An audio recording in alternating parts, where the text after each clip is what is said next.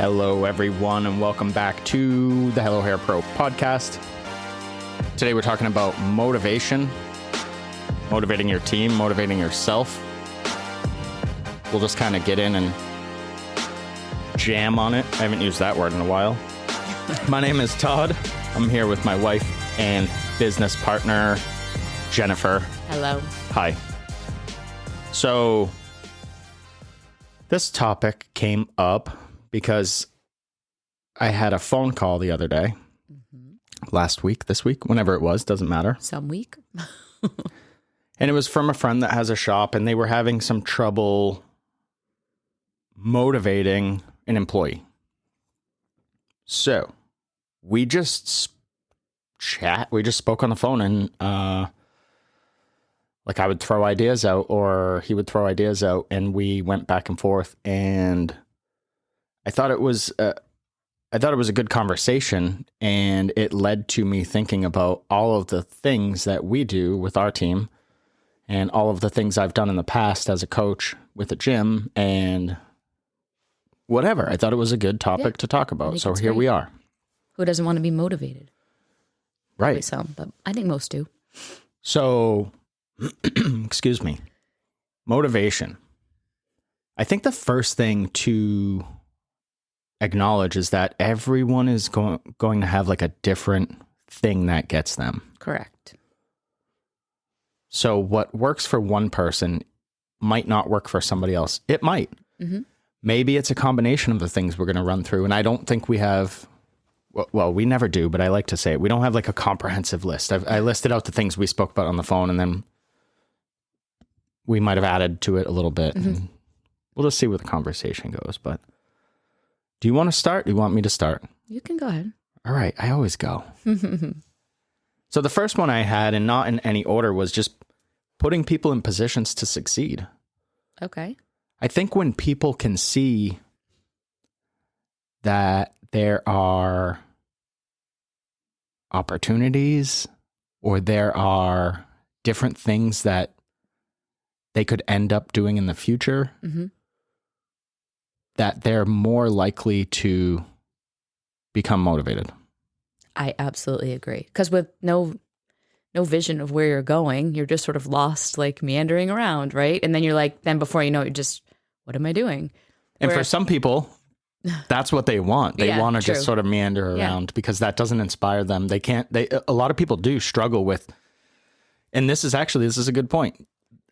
They struggle with seeing too far away. So if this is something that works for someone, you might want to try it like, hey, at the end of the week, you could do this, or at the end of the month or the quarter. If you're always saying like, there's opportunity for you within the next 3 to 5 years, I'm like, oh, right. That might be so too far away. Yeah.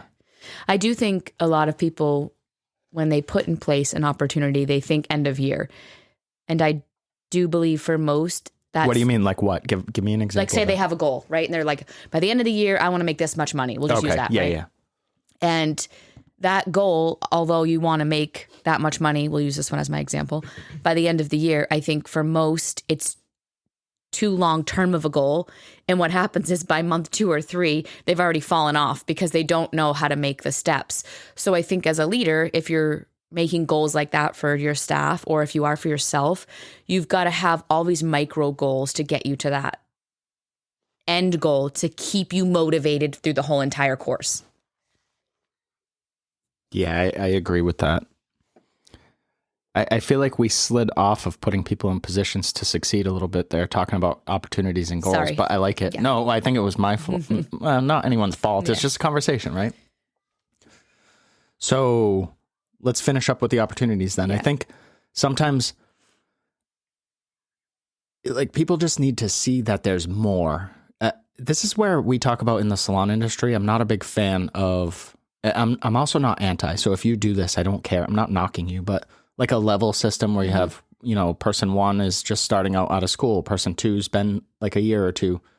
Person 3 is like 3 to 5 years, and person 4 or level 4, whatever, is like master or whatever.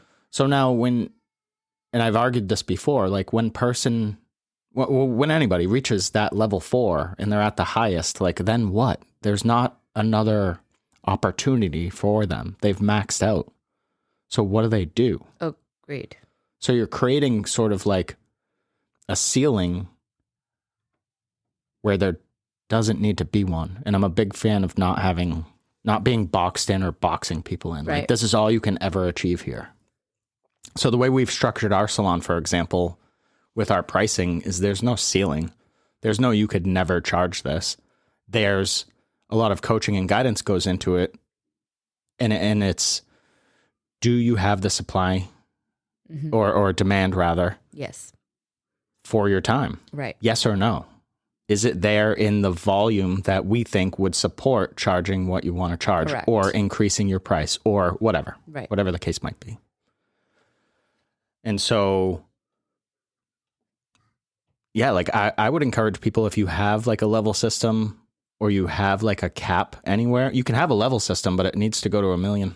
Yeah. It needs to keep going. There can't be say you have a haircut that stops at $70 or something, like no one can ever charge more than that. That doesn't make sense, because by the time somebody might reach that $70 with inflation or whatever, you never know where things are going in the future. Well, you do. They're going up. Right. So now that $70 is worth less than it was when the person started. So it doesn't seem as enticing. Like, to somebody out of school, they might look and see $70 haircuts and be like, wow, someday I want to get there. But when you get there, you're like, with everything that I've invested, this is not enough. I want more. Right. So create opportunities for people. Often. Yeah, and do it often, for sure. What about, so let's jump back into putting people in positions to succeed. Okay. Do you want to talk about that a little bit? I know at our salon, we do a lot of coaching. When we bring a new person on, we have very honest, candid conversations with them. Not only about expectations, but let's talk about reality. What are you comfortable with doing? Not what do you think you should be doing, or not where you think you should be after school or whatever, but what are you comfortable with? Because for the most part, we can help with that. Yes. That's either a mindset, individual to the person. Yeah, exactly. So it's either, it could be like a mindset thing and they just need a little bit of a push. It could be like a technical thing where they need to just work with you a little bit. And no, you don't want to talk about it? Well, I just agree with what you're saying. I don't know. I mean, I could repeat what you said, but that's cool. We can move on. So put people in positions to succeed. There you go. There you are. We have 0 examples of that. I guess we gave a couple. I mean, it's, well, to me, it would go back to also education. And if you're not the educator in your salon, I guess you need to put a person in a position to help educate or lead your team, right? Like, so in our salon, our core people, they all jump in to help, and it doesn't have to just be me. Like, it's everybody helps everybody, which is really great. I think if you lay out, that's something that we built into our culture too. So if that's something that you are like, I wish everyone would just jump in. If it's not that way now, it can be. You just have to create it. It's going to be a little bit of a struggle for you, because it's probably going to take longer than you think it's going to take, because you didn't do it from the jump. Right. So now you're recreating or retraining people that are already used to doing one thing. Mm-hmm. But you can do it, is my point. That's what I'm saying. For sure. And I think if you can create a team of people that will always keep helping everyone else that you bring on, or they all help each other, the culture for that is pretty amazing. And now back to the opportunities, you're giving each of them different opportunity in a teaching environment without even like making it seem so strict. But that's how everybody learns. So if you can create that for your staff, as they're teaching your new people, they're learning so many things about themselves and having aha moments within that. And that's fun. And when people are having fun, they're motivated, they're excited. That might be another thing to talk about, is just having more fun. Mm-hmm. Yeah. Yeah, for sure. I know I'm somebody that likes to have fun, and not to get off topic, but if somebody is excited, like if you bring excitement, I get excited. Mm-hmm. So that's something that if you want me to be motivated, or you want me to get up and stand next to you and jump around and promote you and be your cheerleader, get me excited. Yeah. Like, why would I do, like, I look at it and I'm like, if you're not excited, why would I get excited to help you? Right. I think that also brings to a point that if you're listening, you might you should define for yourself what would motivate you. Do you even know what that is? Have you even realized it? And that might mean over the next week, find things that are happening that do get you excited or make you happy. And you're like, oh, that motivates me. Because if you're not sure, if you're like, I don't know what motivates me, then just reflect this week on the things that make you happy or do get you excited, or then moments in your week that you feel inspired, and lay out kind of what are little bits that make you motivated. So when you're in a rut, you can grab onto that stuff to get out of the rut. And we're back. A little break because we have little children. So I'll try to keep this lined up, but I think what you were saying before our break was leading into, you've got to provide leadership and guidance to get people to realize what they truly want. Absolutely. Yeah. Or they might know and not have the language to say it, or not want to tell you. Maybe there's some embarrassment, or they think it's not important to other people, which it might not be, but it's important to them. Right. And I always go back to thinking about when I was in the gym industry, because I would talk to people all the time that were like, I want to lose weight. That's the most common thing, right? Why do you want to lose weight? Well, my knee hurts. And when I lose weight, my knee doesn't hurt, or back, or whatever. And that might motivate somebody for a little bit, but really it's something deeper. Like maybe it's, I want to play basketball with my kid on the weekends, but I can't because my knee hurts. Or maybe it's, I love hiking through the woods with my dog, but I can't because my knee hurts. So as a leader, getting to the root cause of why somebody is looking for something or what they're looking for can give you like invaluable information. Right. Keep asking that why. Yeah, keep chasing like, the why. I want to do this. Well, why? Explain to me why. Because they might not even understand their why until they work through it with you. Often they don't. Right. Yeah, exactly. And it's your responsibility. So if you're in a leadership position and you're like, I can't motivate this person, then you're going to have to do some digging with them. Correct. You're going to have to figure out why, or you're not going to be able to inspire that. Right. And drive that motivation forward. Exactly. It's a good point. All right, moving on. Another thing that we can do, and you brought this up, was to help people focus on themselves and what's best for them. I don't know who said this or where it is, but comparison is the thief of joy. Yeah, I love that. When you start comparing yourself to other people and you're like, I want this because someone else has that, that's a scarcity mindset. Don't do that. No. You want to really focus on yourself. And stay in that lane as much as you can. Yeah. If you haven't laid out goals for yourself, I think that is part of why you can fall off. If you're literally in social media land more often than not, you're going to start comparing yourself to everybody. And it's just a slippery slope because it's easy to forget about what drives you, what motivates you, what makes you happy.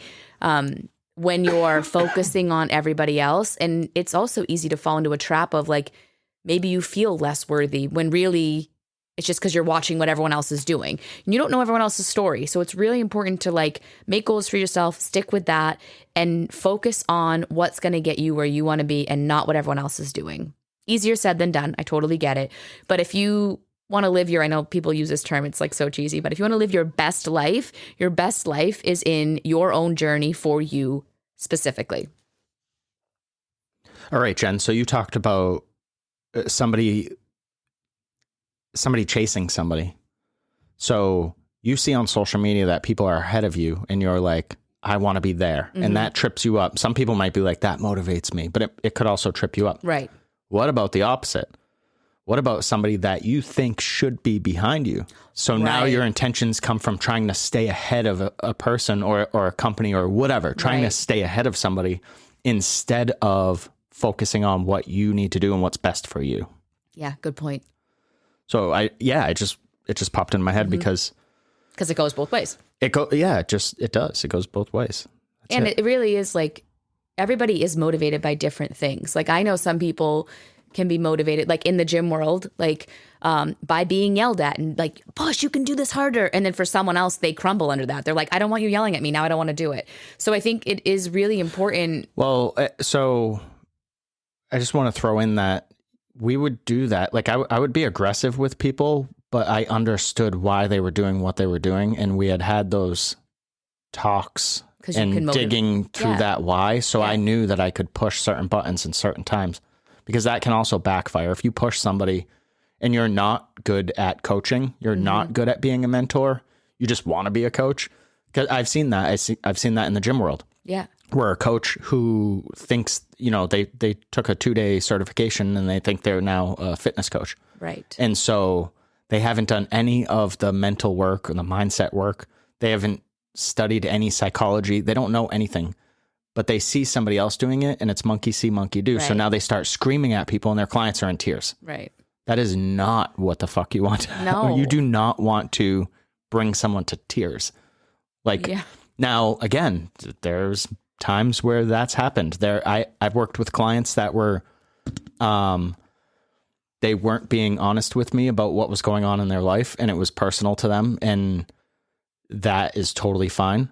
But there were times where I was like, I've got to push this person because I don't know what's going on. So I would push them, and then they would have a moment where they're like, I need to tell you what's going on. You almost bring it out, but that's a good thing. Yeah. And you have to know when to back off. Like if it's not working, I'm not going to push the person over on the floor. Right. Like I'm not going to keep going. Yeah. Cause I'm not a bully.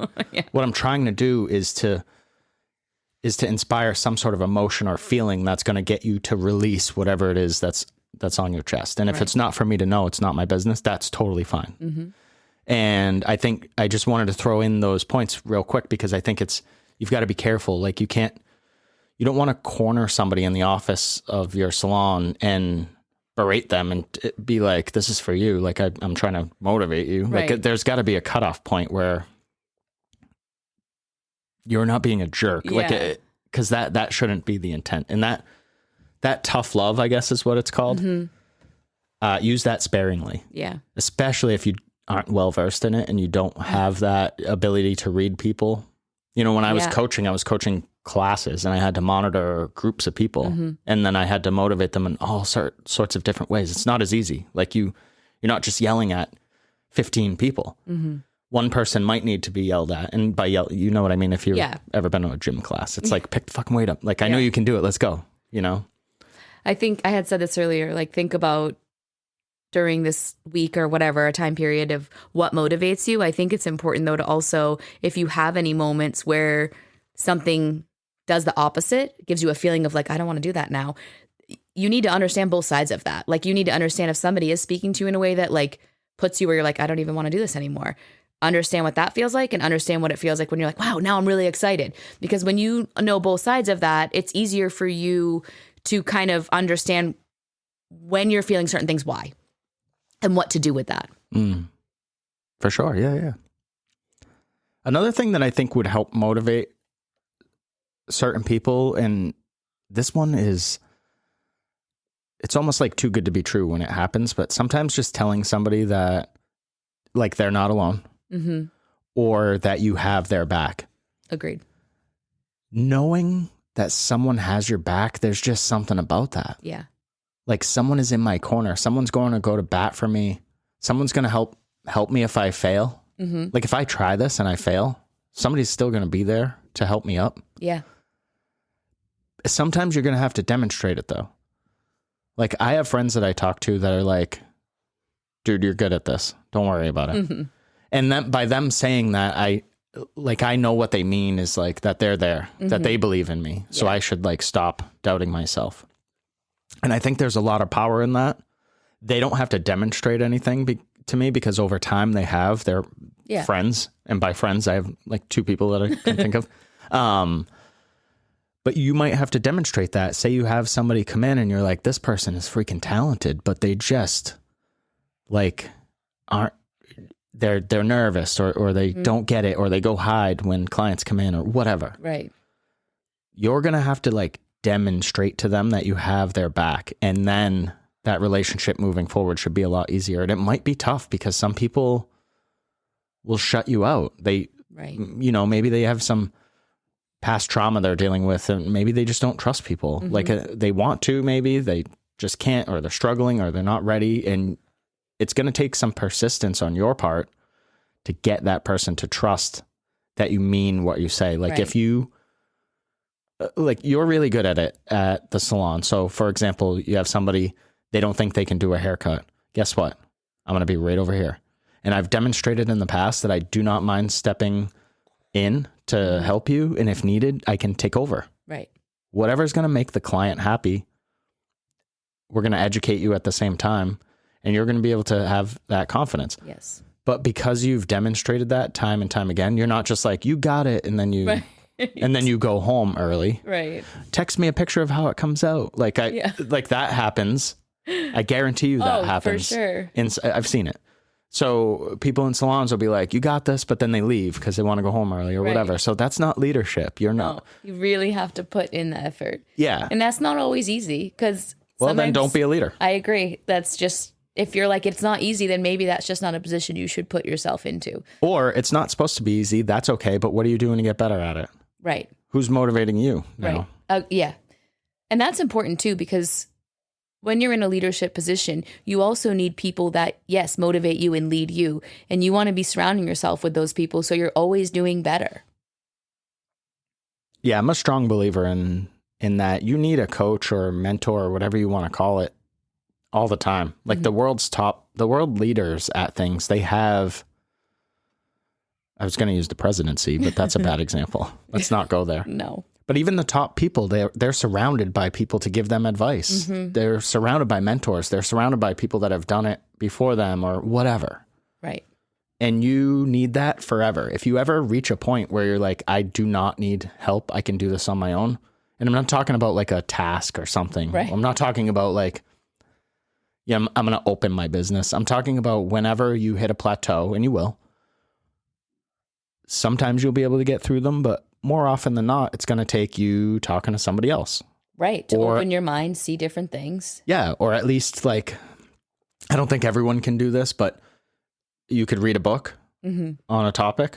Most people struggle with the application though.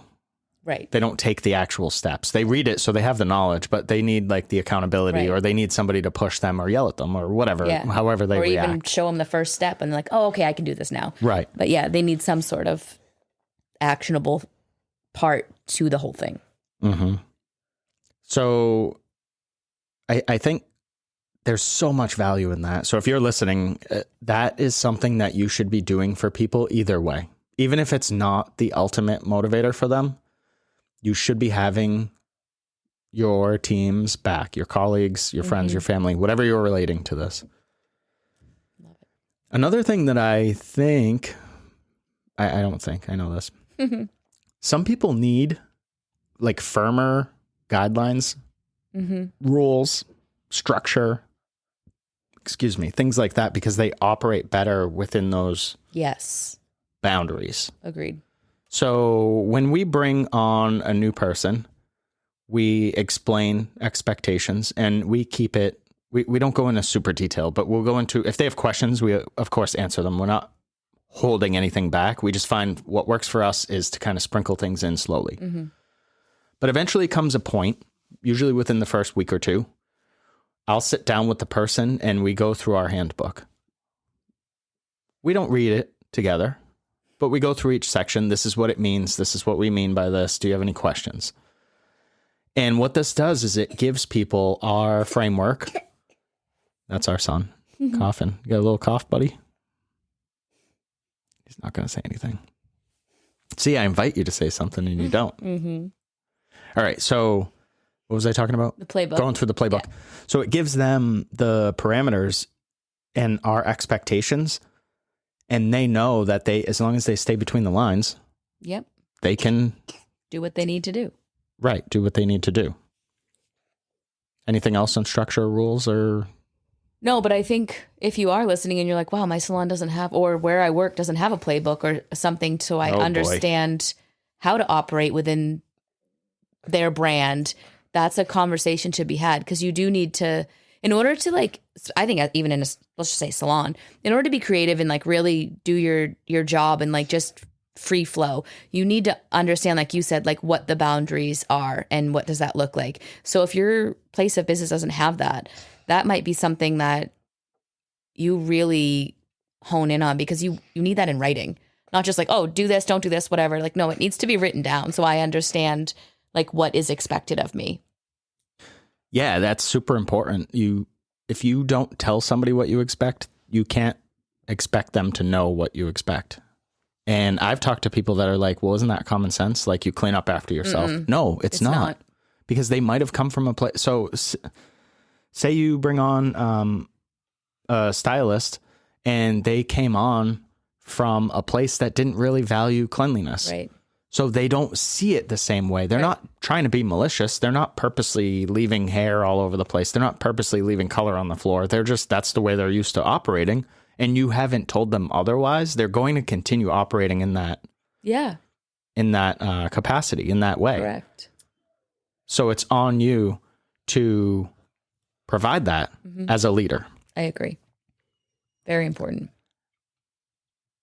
The next thing I had on here is having with the in quotes, conversation that needs to be had. Okay. I think that sometimes, again, I don't think it's difficult to talk to people sometimes. It's difficult because we don't, like, I don't want to hurt anyone's feelings. Right. But by not being honest with people, you're like holding them back. Yeah. Again, it almost goes back to what we were just talking about the playbook. If I'm not telling you something that I've recognized or I realize, like, maybe you need to work on this thing, but I keep like sidestepping it and I'm like, they'll figure it out. Like, you're doing a disservice to the person by not being just blunt, I guess, with them. Sometimes, and trust that the individual will take that feedback as constructive criticism and wants to grow, but doesn't know how, or they don't see that. And, or they're like, I have recognized I'm doing that. Thank you for pointing it out to me, because I want to step that part of my game up. But now that you just said that, now I'm motivated to do so. Right. Yeah. More often than not, when we have conversations, and we don't have a lot of these conversations because we bring stuff up when it needs to. Like, so it's not an issue. Right. It never becomes like this thing where you have to have this hard conversation. It might be hard because you're like trying to figure out a way to present it so that you're not crushing someone's feelings, because that is never that should never, ever be your goal, like to cut somebody down. Right. Like, and if it is, get out of business. Do us all a favor. Like, get out. Should be lifting people up. Yeah. So, and again, that might take some more work on your part. You might not be ready to have conversations with people because you don't have the tact or the candor to just say these things in a way that lets the person know that, yeah, you have their back and you want what's best for them. I'm not trying to hold you back. I'm trying to bring you up. I want you to grow, and I want to push you to be better. I also think they become really hard if you wait too long. Because if you wait too long, that's a good point, to say something, then when you say it, that person's like, wait, this happened how long ago and we're just discussing it? Or this person's done the same thing over and over again. Like, why are you just telling me now? That's like a whole different ball game. So it's important to, as a leader, recognize things and discuss them as soon as you can, because it's in favor of the person you need to have the conversation with. Yeah, agreed. And I've seen this with businesses in the past that wait. So there, for example, I've seen gyms that have coaches, for example, that will not be doing the best work. They're not providing the best service. So eventually it becomes an issue where the owner has to get rid of the person. And then they explain to like their membership, which is their client base, that this person wasn't really living up to the expectation. And now your clients are like, so you put this person in front of me for the last 18 months? Right. You knew I wasn't going to get the best results and you allowed it to continue. It's the same exact way in the hair industry. Like, if you don't if you see someone say something as simple as a bad habit. So, hey, the way you're holding your scissors is going to fuck you up. Like, don't let them go for a year and be like, my wrist hurts. Yeah, I noticed you hold your scissors weird. Why do you do that? Why'd you let me? Yeah, why did you allow that? You have to get over your own stuff in order to help others. And as long as you come into that conversation, like, trying to be positive, you can't control what someone else is going to feel with what you say. You can control how you say it, but the point of the matter is when you're in a leadership position, you have to rise to the occasion and you have to have these conversations. And then you can be there to help lift them up after, but you can't avoid having them. No, I don't know of any circumstance where you would want to wait to have a conversation. Unless you're like, oh, we're meeting on Friday, so we can chat about it then. Yeah. Like, and it's not going to harm somebody. Right. But yeah, if you see somebody making mistakes and you're like, this person always does this with their color, I don't know why. They're going to mess up someone's hair and someone's not going to be happy. You have to say something. You've got to step in then, there, immediately. Even if it's mid-service sometimes. Yeah. Step in and fix the problem. Help, because you're helping. Right. And it sets a good example for and in your culture. Because if that becomes normal, then people just expect it. Right. They expect that you're going to help them. That might be... Oh, go ahead. I was just going to say, which is what you ultimately want. Right. You want to build trust and rapport. And that might be a mindset thing. Like if you're like, I have a hard time having these conversations... Okay, instead of looking at it as I'm having to have a hard conversation, look at it as I want to help this individual. And the minute you look at it as you're helping the individual might make it a lot easier for you to have the conversation because you're doing it in the effort to help them grow and be better and give them the information, all the tools to get them where they want to be, to motivate them. Mm-hmm. For sure. The next thing that I had in my notes here was to create some sort of accountability. And this is a really powerful one and sometimes overlooked. Yeah. Maybe often overlooked. You want to talk about accountability a little bit? I think everybody needs, I always say, an accountability buddy. Like if you Can you pull that mic closer to you? Yep. There we go. Way better. I think sometimes a lot of people, their heart's in the right place. They're motivated. They want to get where they want to be, but they don't know where to start. And they often fall short because they just fall off. Like, I want to start going to the gym. I go for 2 weeks. I go hard. And then before I know it, I'm not going anymore.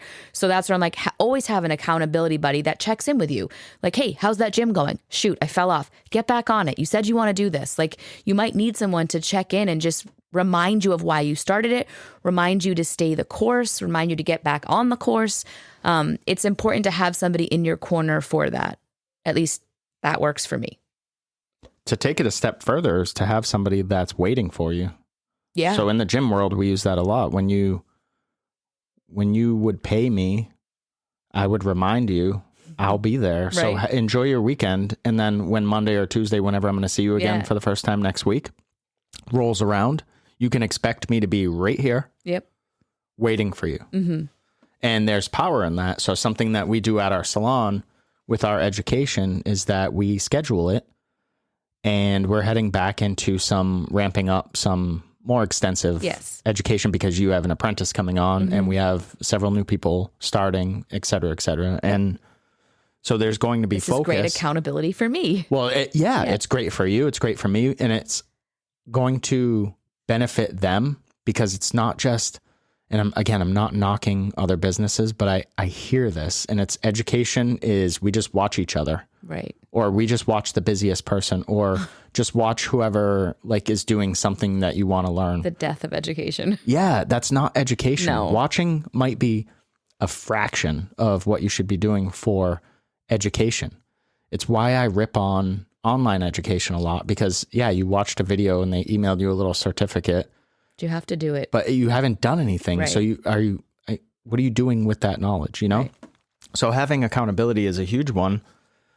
And it's going to force you to do things that are uncomfortable. It's going to force you to do that haircut that you're nervous about doing in front of people that are going to criticize you to your friggin' face right after you do it because they want you to grow. Yeah. And getting you uncomfortable, pushing you through those things is going to break down barriers. Mm-hmm. And so all this stuff actually goes, the more I talk about it, the more it just kind of all blends together because they also know, because you've demonstrated that you have their back. So if they mess up, it's not the end of the world.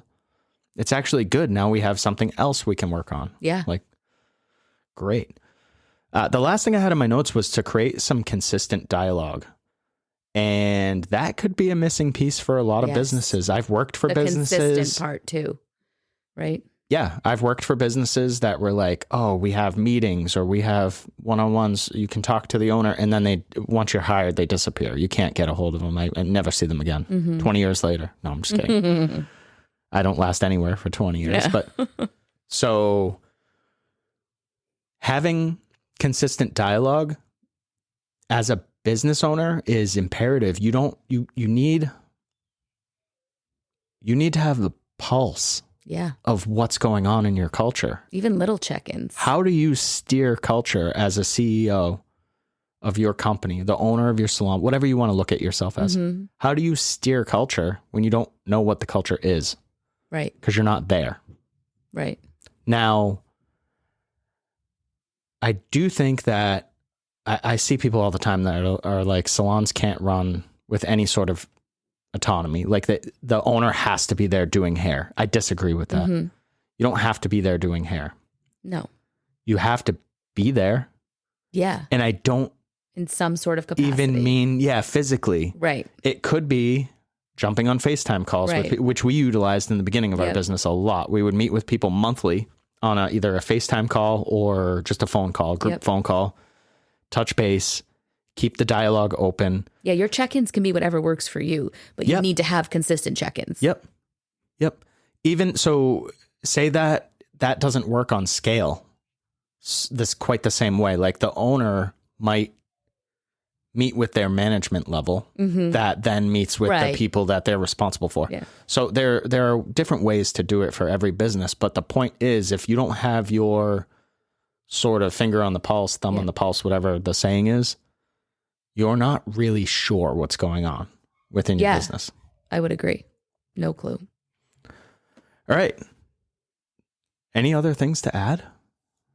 No. This was good. I hope this helps some people look at things and they're like, oh, I can't motivate these people. I don't know what to do. Like try some of these things. Like try something different. Don't keep doing the same thing over and over if you can't motivate someone to. Yeah. If you're like, I told this person, I don't know what they don't get. Maybe they need it in writing. Do you have it in writing? Or maybe they need that consistency or accountability. Or maybe it's like, hey, let's do this together for a little bit. Yep. Like if, say, for example, someone struggles with cleaning. That could be something that happens in salons, right? People struggle with cleaning. Hey, why don't we clean this together? Or why don't I show you how I would clean this? I've done that a few times. And then you can see you have now a standard. Also, don't be afraid to ask someone if you are struggling with what motivates them. Hey, I'm trying to get through to you because I want to help you. What works for you? Why am I not getting through to you? Ask them that. See if they have an answer. There may be something that you need to dig deeper on that's going on that has nothing to do with you. But there's nothing wrong with just asking someone, hey, I'm trying to motivate you for the last couple of months. I don't see it happening. What can I do differently? See what they have to say. Yeah, create consistent dialogue. Another quick point was, and of course it just disappeared from my head. Doot, doot, doot. Exactly. Oh, it's something that I can hear the dog whining. It's wicked distracting. That's what that sound is. Hopefully it's not too bad in the recording. But what I was going to say is I just added this into our intake process of just straight up asking people like, hey, if we do ever have an issue, how do you like to be communicated with? Yep. Like what is going to least offend you? Because say you, we don't have this, but say somebody has limited parking and they're like, I don't want my staff parking here. That's for clients. I want my staff parking here. But you have somebody that keeps parking there. Right. Now you've got to correct an issue. So like, is a quick text okay? Or is that too vague? Like, so for me, a text is like for my personality, I would be like, is this person mad? Right. So I'd rather them just tell me to my face because then I can interpret everything how I need to. And most often that is the best way to approach it. Yeah. Just because you both get a feel on what's happening, like the feeling part, is there. Exactly. But even with that example, if you have that problem, run through what we just talked about. Do you have dialogue with the person? Does the person understand you're trying to help people? Like you're not trying to prevent them from parking somewhere. Right. You're trying to help your clients have an easier time. Things like that. So that's it. That's all I got. Let's get out of here. Figure out what motivates you and doesn't this week. I think this is the right button. Here we go. Have a great day. Yeah, happy Monday. And we will see you next week for a special show, actually. It's going to be good. It's going to be a good show. So bye. That was Ollie. Say bye to the people, Ollie. Bye. Bye. Bye.